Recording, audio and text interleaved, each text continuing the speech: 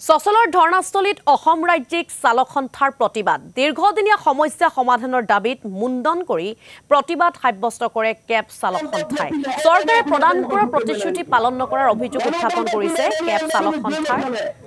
বিষয়ববীয়াসকলে আৰু চৰকাৰ বিৰোধী স্লোগানত উত্তাল হৈ পৰিছে সচলৰ ধৰ্ণাস্থলী ইয়া আমি আপোনালোকক দেখুৱাই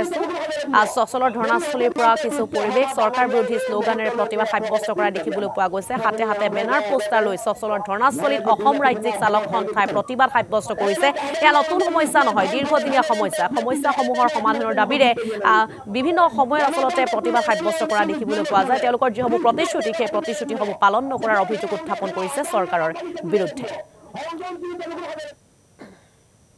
আমি গুলাম নাছিলো আমাক গুলাম হবলৈ বাধ্য কৰোৱা হৈছে কেনেকে আমি 2 পৰা 3 লাখ টকা গাঠীৰ ধন বিনিয়োগ কৰিছো আৰু 5 পৰা 7 লাখ টকা আমি ঋণৰ বোজা কান্ধত লৈছো ইয়াৰ পাছতো প্লেটফৰ্ম কোম্পানীসকলে আমাক গুলামৰ দৰে ব্যৱহাৰ কৰিছে প্ৰতিটো 100 টকা 30 পৰা 40% তেওঁলোকে কমিছন কাটে এই কথাখিনি আমি সদায় কৈ আহিছো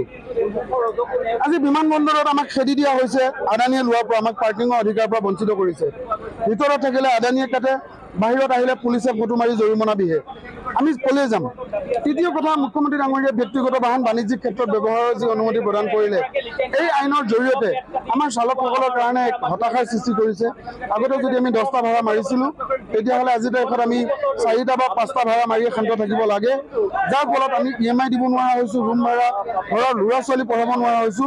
গতিকে প্ৰতিটো ক্ষেত্ৰতে কেৱল আমাৰ প্ৰতি অন্যায় শোষণ আৰু বঞ্চনা হৈ আছে আমি সহ্য কৰি আছো গতিকে মুখ্যমন্ত্ৰী ডাঙৰীয়াই এই প্ৰতিবাদী কাৰ্যসূচীৰ জৰিয়তে আমাৰ আৰ্তনাদবোৰ পুনৰ বুজক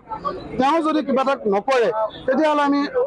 জীয়াই থকাৰ আৰু বিকল্প নাই কাৰণ আমি এনেকুৱা এটা টেকনলজি নামৰ বোমা বুকুত বান্ধি লৈছো যিটো আমি না খুলি পেলাব পাৰো না দলিয়াই দিব